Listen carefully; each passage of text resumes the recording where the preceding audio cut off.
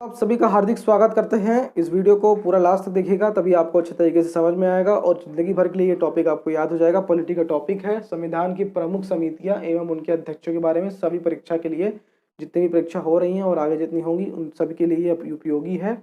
2 से 3 नंबर के क्वेश्चन आपके हर एग्जाम्स में पूछ लिए जाते हैं।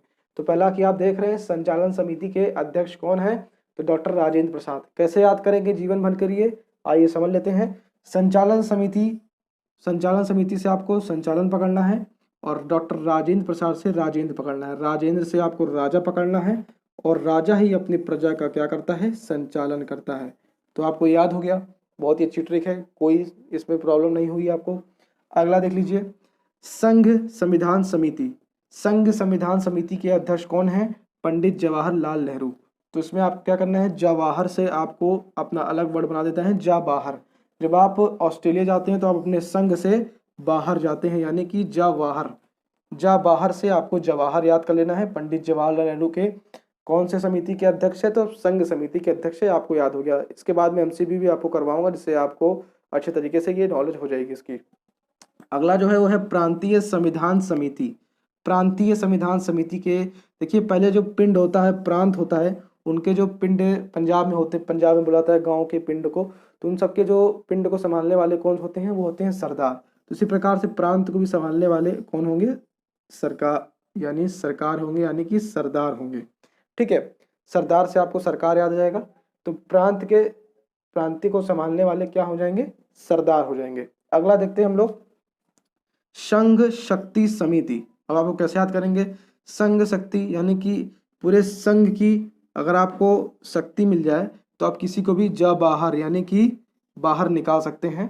अगर आपको संघ की शक्ति मिल जाए कि आप यहाँ के प्रेसिडेंट हो गए हैं तो आप किसी की भी नागरिकता रद्द कर सकते हैं या फिर किसी को भी भगा सकते हैं कि, तो ये आपकी पूरी संघ की शक्ति अगर आपको मिल जाए, वैसे शक्ति किसी को मिली है नहीं, सब पावर डिस्ट्रीब्यूट है, पर पूरी संघ की शक्ति अगर आपको मिल जाए तो आप ये कार्य कर सकते हैं, किसी को भी जा बाहर कर सकते हैं। बस ये आपको याद करने के लिए बस आपको देखना है। अगला जो है वो है प्रारूप समिति। इसके बारे में कुछ बताना नहीं है आपको सभी लोग को पता है, डॉक्टर BR अम्बेडकर जी हैं। अगला देखते हैं तथर्थ झंडा समिति। झंडा समिति से आपको झंडा पकड़ना है और कौन है, डॉक्टर राजेंद्र प्रसाद। प्रसाद से आपको प्रसाद पकड़ना है। जब झंडा समारोह होता है तो आपको क्या मिलता है, प्रसाद खाने को मिलता है। ठीक है, अब 26 जनवरी और 15 अगस्त पे जब जाते हैं स्कूल में, झंडा समारोह होता है तो वहाँ प्रसाद बंटते हैं, लड्डू बंटते हैं। तो वो तथार्थ झंडा समिति के अध्यक्ष कौन है, राजेंद्र प्रसाद। प्रसाद से आपका देखिए। अगला है वित्त एवं स्टाफ समिति। अब देखिए वित्त और स्टाफ, झंडा जब प्रोग्राम हो जाएगा, झंडा वाला प्रोग्राम हो गया, प्रसाद बट गया, तो प्रसाद आप कहाँ से खरीदेंगे। प्रसाद खरीदने के लिए आपका वित्त अच्छा होना चाहिए, यानी फाइनेंशियल आपके पास पैसा अच्छा होना चाहिए, तभी तो आप प्रसाद करेंगे और तभी आप अपने पूरे स्टाफ को बांट पाएंगे। तो प्रसाद आप किसको बांट पाएंगे, प्रसाद खरीदने के लिए वित्त होना चाहिए और प्रसाद किसको बांटेंगे, स्टाफ को बांट देंगे। तो भी आपको याद हो गया कि वित्त एवं स्टाफ समिति के अध्यक्ष कौन है, डॉक्टर राजेंद्र प्रसाद। यहाँ पे कोई प्रॉब्लम नहीं हुई होगी। चलिए देख लेते हैं इस पे। तो जैसे कि आप देख रहे हैं कि मूल अधिकार उप समिति। मूल अधिकार उप समिति आप कैसे याद करेंगे, तो सर अभी देख रहे हैं JB कृपलानी। देखिए, अगर संविधान ना होता तो हमें अधिकार नहीं मिलते, इसीलिए संविधान की कृपा है कि हमें अधिकार मिल रहा है, यानी कि JB कृपलानी से आपको कृपा पकड़ना है और मूल अधिकार से आपको अधिकार पकड़ना है, मूल अधिकार उप समिति। अगला है अल्पसंख्यक उप समिति। कैसे आप याद करेंगे, SC मुखर्जी।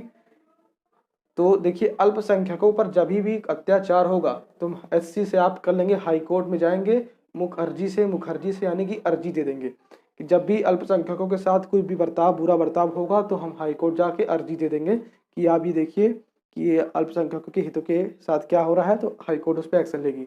तो ये आपको याद करने के लिए बता रहा हूँ। अल्पसंख्यक उप समिति के अध्यक्ष कौन है, SC मुखर्जी, यानी हाई कोर्ट में आप अर्जी डायल कर देंगे, अर्जी जाहिर कर देंगे, सॉरी।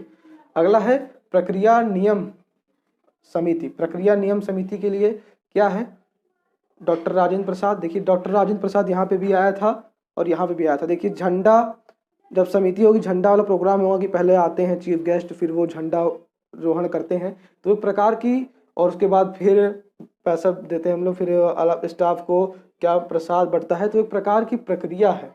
तो प्रसाद बनाने के लिए एक प्रकार की प्रक्रिया होती है कि पहले बेसन लाना होगा, फिर बेसन के लड्डू बनाने होंगे, फिर बांटने होंगे, तो एक प्रकार की प्रक्रिया में होता है। ठीक है, तो प्रसाद जब भी आएगा तो आपको अगर इन तीनों में से कोई भी होगा तो आप लगा दीजिएगा। ऑप्शन में ऐसे ही पूछा जाता है कि प्रक्रिया नियम उप समिति के अध्यक्ष कौन थे। 4 ऑप्शन दे दिया, JB Kripalani, SC Mukherjee, doctor Rajendra Prasad, तो आप क्या लगा देंगे, डॉक्टर राजेंद्र प्रसाद, प्रसाद देख के। अगला है वो है कार्य संचालन समिति। कार्य संचालन समिति को कैसे आपको याद करना होगा, डॉक्टर KM मुंशी। देखिए कार्य संचालन अभी भी और पुराने समय में भी कार्य कौन अच्छे संचालन, जैसे कि जो सेठ जी होते थे उनके कार्य को कौन संचालन करता था, तो मुंशी जी करते थे। क्या करते थे, मुंशी जी करते थे, तो आपको डॉक्टर KM मुंशी याद कर लेना है। अगला है वो है आवास समिति। आवास समिति के अध्यक्ष कौन थे, तो B पट्टाभी सीतारमैया। देखिए जब प्रभु श्री राम जी को 14 वर्ष का वनवास हुआ था तो वो कहाँ पे आवास उनका हो गया था, जंगल में, यानी कि आवास जंगल में वो वास करते थे सीता जी और राम जी के साथ। सीतारमैया कहाँ पे आवास करते थे, जंगल में वास करते थे 14 वर्ष के वनवास में। तो ये आपको याद हो गया। आवास समिति जब भी आएगा तो आप तुरंत आपके दिमाग में जाएगा बी पट्टाभी और सीतारमैया जहाँ पे आया वहाँ पे आप तुरंत आवास लगा देंगे। ठीक है, कोई प्रॉब्लम नहीं होनी चाहिए इसमें। अगला है सर्वोच्च न्यायालय समिति के अध्यक्ष कौन है, तो सर्वोच्च न्यायालय समिति के अध्यक्ष से आप देख रहे हैं S वादाचार्य। ठीक है, वादाचार्य यानी कि अगर आपके वादाचार्य कोई वादा का अगर उल्लंघन करता है या आपके साथ कुछ अलग करता है तो आप तुरंत उसके खिलाफ सर्वोच्च न्यायालय में जाके अपील दायर कर सकते हैं। बस आपको याद करने के लिए बता रहा हूँ कि सर्वोच्च न्यायालय समिति के जो अध्यक्ष हैं S वादाचार्य, यानी कि आपके वादा के साथ कोई उल्लंघन करता है, यानी आपको वादा किया कि मैं आपको पैसा लौटा दूंगा पर उसने पैसा नहीं लौटाया, भाग गया वो, तो आप उसके खिलाफ सर्वोच्च न्यायालय भी जा सकते हैं कि मेरा पैसा लेके भाग गया, मुझसे वादा किया था कि मैं तुम्हें दूंगा पर उन्होंने नहीं दिया। तो उम्मीद करता हूँ कि वीडियो आपको पसंद आया होगा। संविधान की प्रमुख समितियाँ, उनके अध्यक्ष अच्छे तरीके से आपको याद हो गए होंगे ट्रिक के माध्यम से। तो इसी प्रकार की वीडियो अगर आप चाहते हैं तो चैनल को सब्सक्राइब कर दीजिएगा और बेल आइकन प्रेस कर दीजिएगा। जय हिंद, जय भारत, नमस्कार।